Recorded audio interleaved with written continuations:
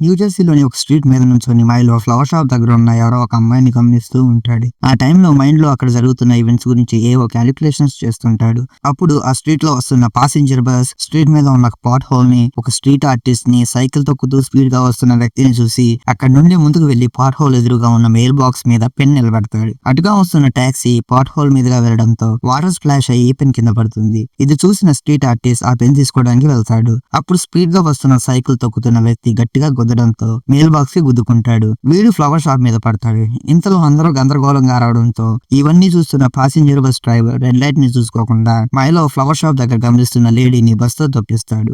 ఈమె అక్కడికక్కడే చనిపోతుంది. ఇంట్లో అయితే మ్యాక్స్ రాపోతే సంకన అయిపోతా ఉంటారు. మైలో తన ప్లాన్ స్మూత్ గా వెళ్లడంతో అక్కడి నుండి వెళ్లిపోతాడు. అప్పుడు మనం FBI ఏజెంట్ ఒలివియాని చూస్తాం. ఒలివియా ఫ్రింజ్ డివిజన్ లో హెడ్ క్వార్టర్స్ లో పనిచేస్తుంది. తన తలకి తగిలిన గాయం వల్ల దాదాపు 1 ఇయర్ తర్వాత మళ్ళీ వర్క్ కి వస్తుంది. టీమ్ లీడర్ చార్లీ అక్కడికి వచ్చి ఒలివియాతో మాట్లాడుతుంటాడు. మరో పక్క ఏజెన్సీ చీఫ్ వాల్టర్ నెట్ బిషప్ తన ల్యాబ్ అసిస్టెంట్ తో ఒలివియా తిరిగి రావడం గురించి మాట్లాడుతుంటాడు. ల్యాబ్ అసిస్టెంట్ ఫిలిప్ ఈమె ఒలివియా కాదు, తన డబుల్ గ్యాంగర్ ఫొలివియా అని చెప్తే ఫొలివియా తన యూనివర్స్ కి మన యూనివర్స్ కి ఎప్పుడు కావాలంటే అప్పుడు వెళ్ళగలదని, అందుకని ఒలివియా మెమరీస్ ని తన బ్రెయిన్ లో ఇంప్లాంట్ చేసి అలా ఎలా చేయగలదో తెలుసుకోవాలి అంటాడు. ఇక చార్లీ తన టీమ్ తో ఈ వారంలో జరిగిన రెండు బస్ యాక్సిడెంట్స్ గురించి చెప్తూ ఈ 2 యాక్సిడెంట్స్ లోనే విక్టిమ్స్ చనిపోయారని, బయటకు వెళ్ళినప్పుడు జాగ్రత్తగా ఉండమని చెప్తాడు.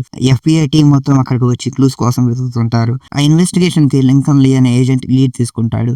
అతని మొహం కాలిపోవడం వల్ల చండాలంగా ఉంటుంది.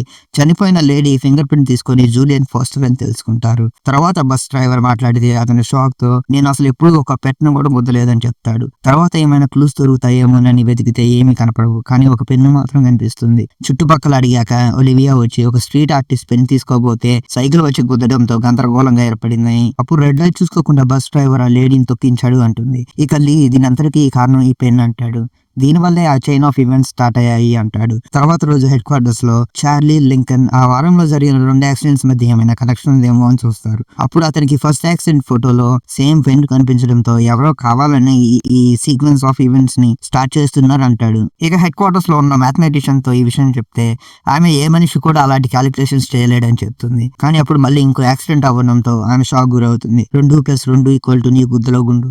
FBI ఏజెంట్స్ అక్కడికి వచ్చి చూసి ఇంకా విక్టిమ్స్ బతికే ఉండడం గమనిస్తాడు. యాక్సిడెంట్ అయ్యి పడుకున్నవాడిని అడిగితే వాడు ఓ బొడ్డ కుక్క పిల్ల రోడ్డు మీదకి రావడంతో బస్ కంట్రోల్ తప్పి వచ్చి గుద్దిందంటాడు. అదే టైంలో ఒలివియా అక్కడి నుండి ఒక పెన్ను దొల్లుకుంటూ రావడం గమనించి అసలు చైన్ ఆఫ్ ఈవెంట్స్ ఇప్పుడే స్టార్ట్ అవుతున్నాయి అనుకుంటుంది. పైకి చూస్తే ఆమెకి మైలో ఓవర్ హెడ్ బ్రిడ్జ్ మీద నుండి అలాగే కిందకి చూస్తూ మైండ్ లో ఏదో క్యాలిక్యులేట్ చేస్తూ కనిపిస్తాడు. అప్పుడు ఒకడు హెడ్ ఫోన్స్ పెట్టుకుని రోడ్డు మీదకి రావడంతో అంబులెన్స్ గుద్దేస్తుంది. ఇదంతా చేస్తుంది అతనే అని తన టీం ని అలర్ట్ చేసి మైలో దగ్గరికి పరిగెడుతుంది. గన్ పాయింట్ చేసి లొంగిపోమ్మంటుంది. మైలో వెంటనే మైండ్ లో ఏదో క్యాలిక్యులేషన్స్ చేసి పక్కన ఉన్న సైకిల్ ని కింద పడేయడంతో అటుగా వెళ్తున్న బస్ రూట్ మారి బ్రిడ్జ్ కిందకు వస్తుంది.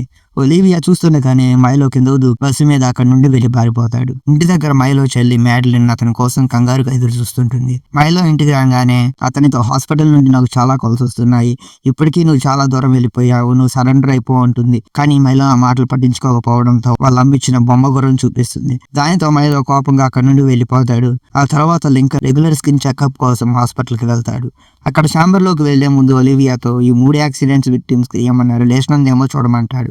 ఒలివియా వెళ్లి కొంచెం రీసెర్చ్ చేశాక వీళ్ళందరూ ఒక మెడికల్ రీసెర్చ్ సెంటర్ లో పని చేశారు అని కనుక్కుంటుంది. ఆ విషయం చార్లీతో చెప్పి ఇద్దరు కలిసి రీసెర్చ్ సెంటర్ కి వెళ్తారు. అక్కడ ఒలివియా అందరు పేషెంట్స్ చేతిలో ఆ టైప్ పెన్ ఉండడం చూస్తుంది. డాక్టర్ ని అడిగితే వీళ్ళు డిజిటల్ డివైజెస్ ని వాడలేరు, అందుకే పెన్స్ వాడుతున్నారు అంటాడు. అప్పుడు వాళ్ళు డాక్టర్ లెవిన్ కి ఆ 3 యాక్సిడెంట్స్ దానికి ఈ మెడికల్ రీసెర్చ్ కి ఉన్న కనెక్షన్స్ చెప్తారు. డాక్టర్ లెవిన్ వాళ్ళతో మేము మెంటల్ పేషెంట్స్ కి రీసెర్చ్ ప్రాసెస్ తో వాళ్ళ బ్రెయిన్ ని రిపేర్ చేస్తాము, దాని వల్ల వాళ్ళ బ్రెయిన్ ఐక్యూ విపరీతంగా పెరిగిపోతుందని చెప్తాడు.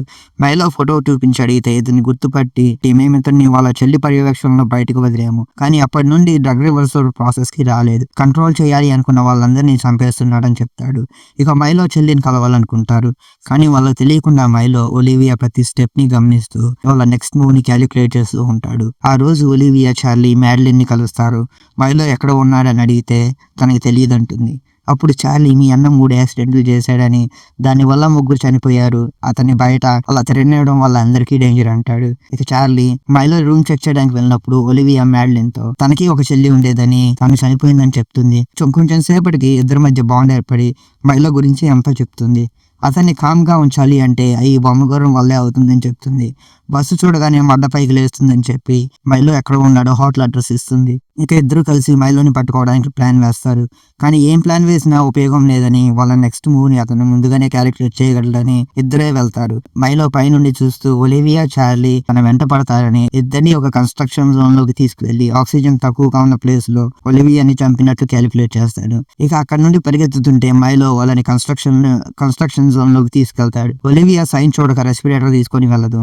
కానీ అతని క్యాలిక్యులేషన్స్ తప్పై ఒలివియా సిమెంట్ బ్లాక్స్ నుండి తప్పించుకొని మైలోని పట్టుకుంటుంది. కానీ ఆక్సిజన్ తక్కువగా ఉండడంతో కింద పడిపోయి స్పృహ కోల్పోయే టైంకి చార్లీ వచ్చి రెస్పిరేటర్ ఇస్తాడు. ఇద్దరు కలిసి మైలోని పట్టుకొని తీసుకొని వెళ్తారు. చెల్లి మ్యాడ్లిన్ మళ్ళీ రీసెర్చ్ ఫెసిలిటీకి వెళ్లి మైలోని చూస్తుంది.